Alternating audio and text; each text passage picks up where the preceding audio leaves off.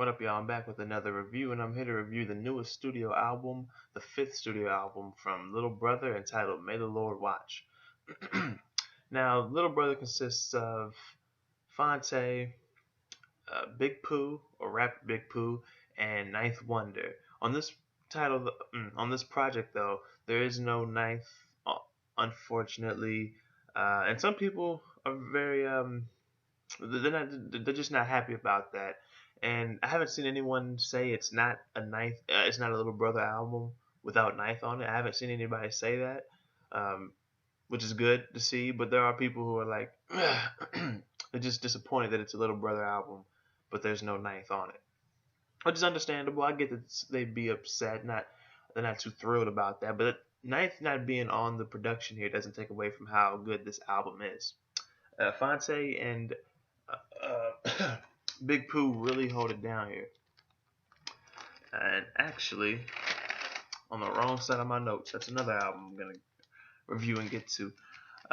Let's go ahead and get right into this though. The first track, The Feel, it really reminds me of Find That Love Again, the track off of Fonte's No News is Good News from last year in 2018, which is one of my favorite albums of the year, and that track itself was one of my favorite tracks of 2018. Not just hip hop, just music, period. Just talking about trying to find the feel again. How they never really fell off, even though niggas done got some mad courage ever since that they left. And yeah, it was produced by Crisis, so that's cool to see. Um, if I go too far, nigga, reel me in. I got a license to ill again. And there was a quote I want to say that I wrote down that I'm not finding. But you can just tell how seasoned they are, and just how they've been through the game and still are in the game. And the production sounds like something I might have heard off of Lensman's Bobby LP earlier this year. The second track is A Word from the President. This is a skit that doesn't feel like filler or unnecessary. It actually adds to how the album feels in a sense. Because most times with skits from artists, I'm just like, why was this here? It's just added more time to the album and adding another track to the album that it could have done without. But not here though. Track number 3, Everything. Just a track about envisioning everything and how at one point it wasn't so clear, but now it's like both guys see the sacrifices that they made for each other, but not them. Well, for themselves, yeah, which gets talked about later in the album, but for their significant other, from what I can tell.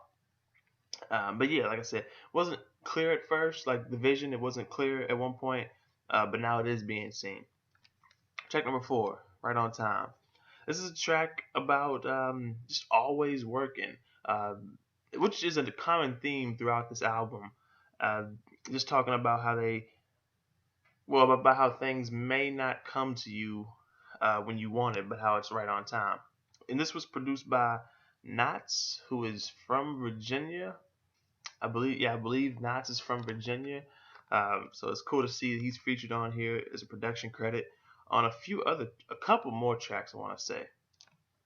Track number 5, Black Magic, Make It Better, featuring Madison McFerrin. This is a very pro-black track. So it's cool to hear that. Produced by Focus, so it's cool to see him. And I believe he actually features not the next track, but the 7th track. The 6th track was another skit that I was like, not as good as the Word from the President skit for me. But track number 7, Good Morning Sunshine. This is a track for your lover, or for Fonse and Pooh's lovers. Just saying, it's kind of weird in a sense, because it's like it feels like a mix of love for their significant other, but also at the same time it feels like a song that could be for their love for music, but more so for their lover.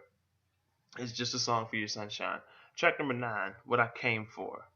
Another track, like I said, it's a common theme throughout this album about just working, getting it out the mud, and just getting what you came here to get. And this was co-produced by Fonte himself and Crisis. Track number 10, Inside the Producer's Studio.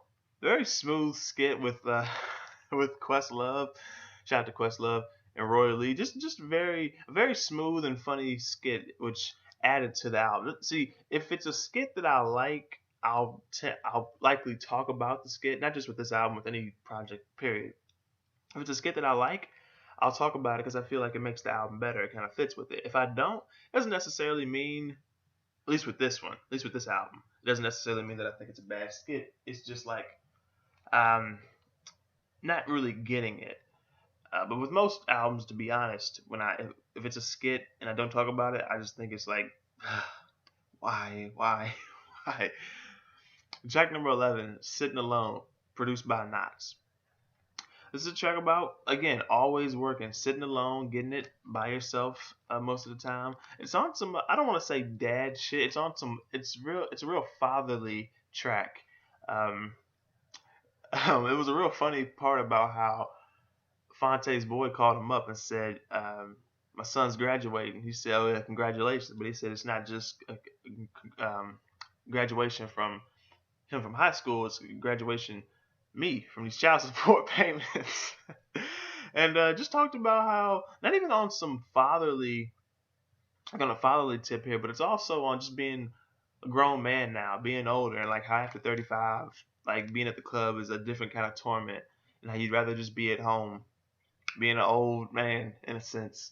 And he's like, before you go fucking with somebody, like going out to hang with somebody 25 or under, like just think about that shit. Which is not a diss necessarily, but just some wisdom to somebody who is probably in the same, not predicament, but can relate to what the guys are going through and the stages they are in, this stage they are in their life. And I didn't take it as a diss either, because fuck, I'm under 25, so it was just like, it didn't offend me. So at track number 12, Picture This. Very soulful track here, produced by Black Milk, so that's the shit. Here, just talking about Pooh's love for hip hop and music in general. And he talking about how he thought he would be a teacher, and he had hopes of a deal, but it actually did happen, so that was cool. And Fonte's verse was about just dream chasing and the journey through the music with Pooh. And Ninth too, but primarily for Pooh here. Actually, I have a note on my phone, but we'll get to that at the end of this review. Oh. Track number 13, Niggas Hollering. This is another skit, like the third of like 4 or 5, and it was a skit about who's the GOAT, a basketball debate, like typical household or cookout, family reunion, barber shop talk, on the UBN network of all places. So yeah, I just like this skit. This is kind of relatable because like the scenes, the places that I mentioned, like, or the scenes that you could envision, like being at a barbershop or a family reunion, a cookout, just being in your household, and the typical household of a black person. These are the kind of things we talk about, like who's the GOAT. Like they were talking about, is it Jordan, or nigga it's Kareem, nigga it's Bill Russell, and yeah. So this track was fun to see because it's relatable.